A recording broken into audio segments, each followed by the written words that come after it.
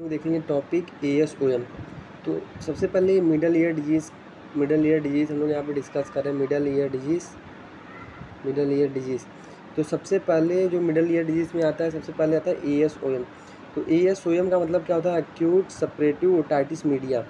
Acute suppurative otitis media, acute हम लोग इसको बोलते हैं बेसिकली कि लेस देन 3 मंथ से हो रहा है, तो इसको हम लोग बोलते हैं acute suppurative otitis media.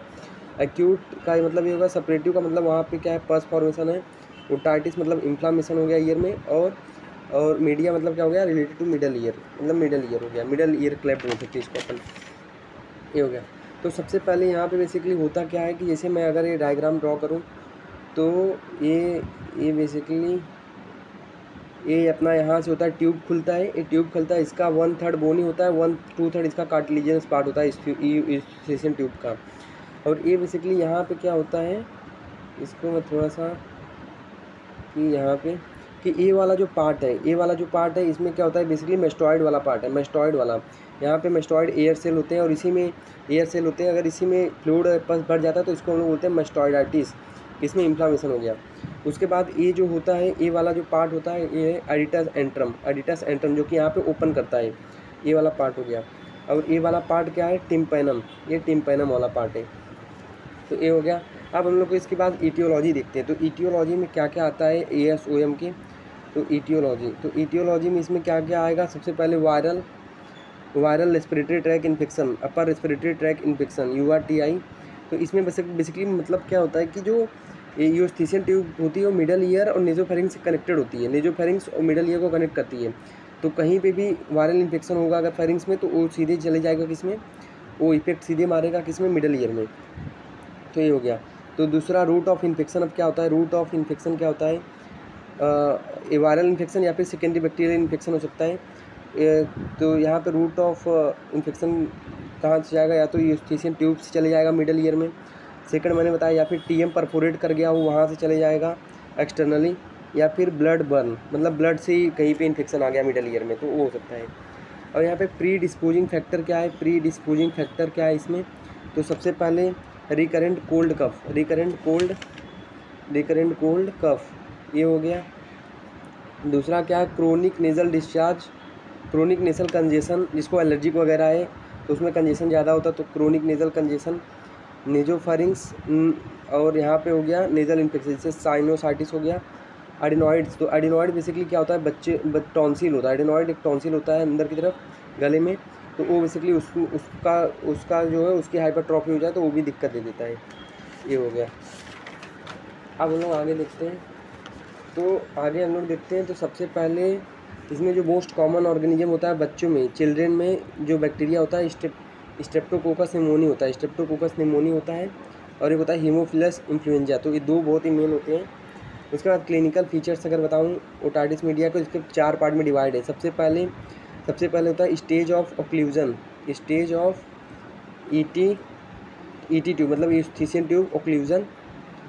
Second होता है stage of pre separation, second. Third है स्टेज ऑफ सेपरेशन। फोर्थ है स्टेज ऑफ रिजोल्यूशन। तो सबसे पहले हम लोग देखते हैं स्टेज ऑफ ET ओक्लूजन। तो स्टेज ऑफ ET ओक्लूजन में बेसिकली क्या होता है? यहाँ पे यूस्थीसियन ट्यूब क्या होती है? ब्लॉक हो जाती है। ब्लॉक हो जाती है। तो यहाँ पे सिम्टम क्या क्या आएंगे? तो ईयर पेन होता है, फीवर होता है, यहाँ पे फीवर होता है, ईयर पेन, फीवर। यहाँ पे फीवर नहीं होता, पेन होता है, माइल्ड पेन होता है, और डीफनेस, पर डीफनेस जो होती है, डीफनेस मतलब सुनाई थोड़ा सा कम देता है, तो यहाँ पे डीफनेस, पेन होता है, ईयर एक होता है और डीफनेस होता है, पर यहाँ पे फीवर नहीं होता। और यहाँ पे साइन क्या मिलता है? ओटोस्कोपी करेंगे हम लोग टिम्पैनिक मेम्ब्रेन का, तो वहाँ पे TM रिट्रैक्टेड रहेगा,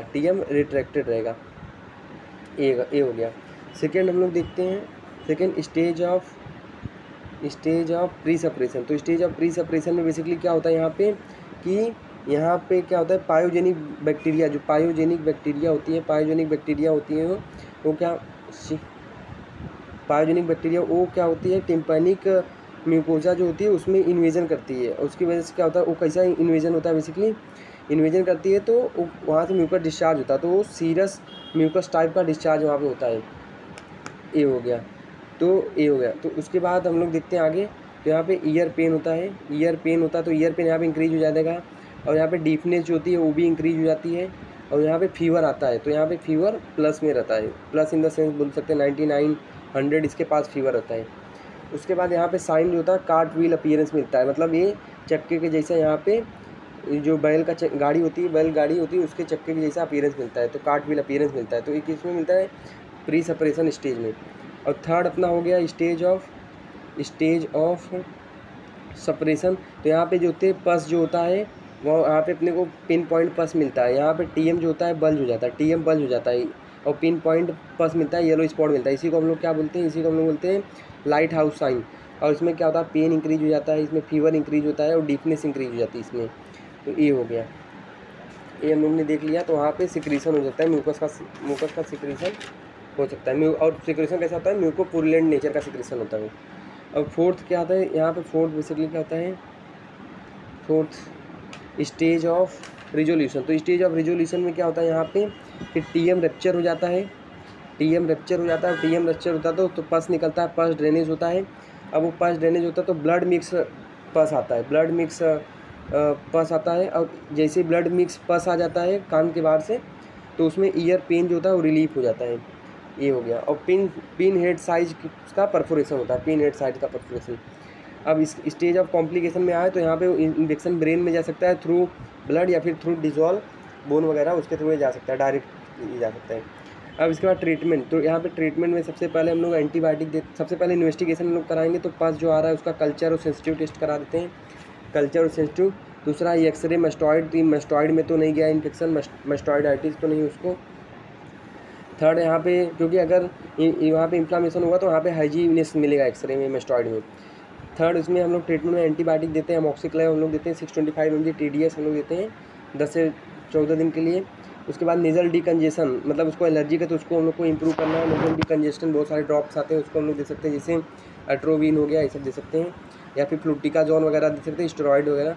थर्ड एनाल्जेसिक हम लोग जीरोडॉल एस्पिरिन हम लोग दे सकते हैं, या फिर कोई भी डाइक्लोपेरा कुछ भी दे सकते हैं इसमें। ईयर टॉयलेटिंग मतलब ईयर की क्लीनिंग और अब यहाँ पे पेन किलर दे रहे हैं तो गैस्ट्राइटिस ना हो उसके लिए कोई भी एंटा एसिड दे सकते हैं अपन, जैसे पैन 40 वगैरह दे सकते हैं। और उसके बाद एंटी एलर्जी का मेडिसिन हम लोग यहाँ पे सिट्राजिन वगैरह ये सब हम लोग इसमें दे सकते हैं 7 से 10 दिन के लिए। ये हो गया। अब हम लोग आते हैं अपने सेकंड टॉपिक पे, जिसका CSOM। CSOM का मतलब सेम होता है कि यहाँ पे 3 मंथ से ज़्यादा प्रॉब्लम हो रही है, 3 मंथ से ज़्यादा प्रॉब्लम हो रही है। अब इसमें होता क्या है, मेन बात मैं बताऊँ, होता क्या है कि जो यहाँ पे अभी अपने को पता है जो टिम्पैनिक मेम्ब्रेन होता है उसकी 3 लेयर होती है। पहली वाली लेयर की बात करूँ तो पहला वाला एपिथेलियल लेयर, दूसरा वाला है फाइब्रस लेयर, तीसरा वाला म्यूकोजल लेयर। तो इसमें होता क्या है बेसिकली, इसमें जो एपिथेलाइज ट्रैक्ट बन जाते हैं, यहाँ पे टीएम परफोरेशन वहाँ पे हीलिंग हो जाती थी उसमें ASOM में, पर यहाँ पे टीएम परफोरेशन की हीलिंग नहीं होती, यहाँ पे टिम्पैनोप्लास्टी करनी पड़ती है। तो यहाँ पे हम लोग को यहाँ पे हेल्प देना पड़ता है उसको। क्यों? क्योंकि यहाँ पे क्या होता है, जो यहाँ पे क्या होता है, थ्रू स्किन यहाँ पे एपिथेलाइज ट्रैक्ट बन जाते हैं कि यहाँ पे भी फाइब्रस लेयर में भी यहाँ पे, और म्यूकोजल लेयर यहाँ पे भी। तो ये पूरा यहाँ पे फाइब्रस ट्रैक या फिस्टुलर ट्रैक, एपिथेलाइज ट्रैक बन जाता है, जिसको हम लोग क्या बोलते हैं, फिस्टुला बोलते हैं। तो ये हो गया, इसी के लिए हम लोग यहाँ पे टिम्पैनोप्लास्टी करते हैं। तो CSOM के टाइप देखते हैं, तो एक होता है ट्यूबो टिम्पैनी, एक होता है एटिको एंट्रल। ट्यूबो टिम्पैनी का मतलब क्या होगा, सिर्फ पास टेंसा का इन्वॉल्वमेंट हुआ इसमें, पास टेंसा इन्वॉल्वमेंट। एटिको एंट्रल का मतलब होता है पास फ्लैसिडा का इन्वॉल्वमेंट हुआ है, या फिर इसी को हम लोग बोलते हैं एटिक परफोरेशन। ये हो गया। तो ये हम लोग ने देख लिया। अब हम लोग आगे देखते हैं। तो अभी TM परफोरेशन में भी आता है इसमें टाइप, तो सेंट्रल है, मार्जिनल है और एटिक परफोरेशन है। तो सेंट्रल किसमें बोलेंगे, जिसमें अपना पास टेंसा जो है वो परफोरेट हो गया हो। और इसमें हम लोग मार्जिनल किसको बोलेंगे, जिसमें एनुलस है वो परफोरेट हो गया हो। और ये किसको, एटिक परफोरेशन किसको बोलेंगे, जिसमें अपना पार्स फ्लैसिडा जो है वो अपना परफोरेट कर गया हो, तो उसको हम लोग बोलते हैं एटिको एंट्रल। ये हो गया। अब इसी में एक कॉम्प्लिकेशन आता है कोलेस्टोमा बन जाता है, कि इसकी जगह क्या होता है कि जो म्यूकोजल लेयर होती है उसकी जगह एपिथेलियल लेयर आ जाती है, तो इसको हम लोग क्या बोलते हैं, कोलेस्टोमा। तो ये बीमारी देखने को मिलती है किसमें, इसमें क्या बोलते हैं, इसके कॉम्प्लिकेशन में, CSOM में। ये हो गया। इसके बाद हम लोग टॉपिक देखेंगे CSOM के कॉम्प्लिकेशन, हम लोग इसमें देखेंगे बहुत सारे CSOM के कॉम्प्लिकेशन होते हैं, वो चीज़ों को हम लोग देखेंगे। तो अभी जैसे इसको मैं बताऊं कि अभी बताना, सबसे पहले थोड़ा एलिप्टिकल होता है, तो इसको थोड़ा एलिप्टिकल हम लोग करते हैं। उसके बाद ये अपना मेलिलस हो गया, ये मेलिलस हो गया, मेलिलस हैंडल, और ये अपना एनुलस हो गया। तो अगर यहाँ पे परफोरेशन है, मतलब कहाँ पे, फ्लैसिडा में, तो क्या हो गया, ये एटिको एंट्रल, और ये बेसिकली और क्या हो गया, एटिक परफोरेशन हो गया ये। अगर पार्स टेंसा में है, मतलब सेंट्रल परफोरेशन है, तो एक अगर पार्स टेंसा में तो क्या है, सेंट्रल परफोरेशन, ट्यूबो टिम्पैनिक हो गया है। एनुलस में है, अगर ये एनुलस में है तो इसको हम लोग बोलते हैं मार्जिनल परफोरेशन, तो ये दिस इज मार्जिनल परफोरेशन, ये हो गया। तो ये हम लोग देखना। अब इसके बाद कॉम्प्लिकेशन हम लोग देख लेते हैं, CSOM के कॉम्प्लिकेशन देख लेते हैं। तो CSOM के कॉम्प्लिकेशन हम लोग इसको एक बार CSOM के कॉम्प्लिकेशन देखते हैं कि इसमें क्या क्या हो सकता है CSOM कॉम्प्लिकेशन में। तो सबसे पहले इसका एक बार हम लोग इन्वेस्टिगेशन हम लोग देखते हैं। सबसे पहले इन्वेस्टिगेशन हम लोग इसका क्या क्या कराते हैं। तो सबसे पहले हियरिंग टेस्ट होता है, PTA टेस्ट, प्योर टोन ऑडिट्रीमेट्री, और एक्सरे मेस्टॉइड हम लोग कराते ही उसमें, ये हो गया, ये हम लोग कराते हैं। उसके बाद इसका सर्जिकल ट्रीटमेंट होता है, बेसिकली अमॉक्सिक्लाइव, ये सब तो इसमें चलता है, पर यहाँ पे टिम्पैनोप्लास्टी, तो यहाँ पे टिम्पैनोप्लास्टी मतलब TM रिकन्स्ट्रक्शन हम लोग को करना पड़ता है। या और मेस्टॉइड में गया तो हम लोग को मेस्टॉइडेक्टोमी ये भी करना, मेस्टॉइड को हम लोग निकाल देते हैं, ये हो गया। अब हम लोग ने ये देख लिया, हम लोग आगे देखते हैं। कब कॉम्प्लिकेशन देखेंगे तो यहाँ पे इसके न्यूरल कॉम्प्लिकेशन भी बहुत सारे होते हैं। तो सबसे पहले ईयर में तो मेस्टॉइडाइटिस से कर सकता है, मेस्टॉइड को ख़राब कर सकता है, और इसमें मेनिंजाइटिस कर सकता है, ये इंसेफेलाइटिस कर सकता है, इंसेफेलाइटिस वगैरह कर सकता है। यहाँ पे टेम्पोरल बोन में एब्सेस कर सकता है, टेम्पोरल बोन में एब्सेस करता है, ब्रेन में एब्सेस कर सकता है, ये एक्स्ट्रा ड्यूरल एब्सेस कर सकता है, मतलब ये इन्फेक्शन कहीं ना कहीं भी ये कहीं भी जा सकता है। यहाँ पे ये वेनस थ्रोम्बोसिस भी कर सकता है, सिग्मोइड वेनस थ्रोम्बोसिस ये भी कर सकता है ये। उसके बाद ये हम लोग ने देख लिया। अब ट्रीटमेंट में तो मतलब इसमें जो होता है, तो अभी मेनिंजाइटिस के ट्रीटमेंट तो अलग से हम लोग मेडिसिन में देख लेंगे, उसमें होता क्या क्या है, क्योंकि डिपेंड करता है, वो बैक्टीरियल है, तो बैक्टीरियल में हम लोग बेसिकली सेफ्ट्रैक्सोन ये देते हैं, क्योंकि ये ब्लड ब्रेन बैरियर को क्रॉस करता है। तो this is all about the CSOM and ASOM।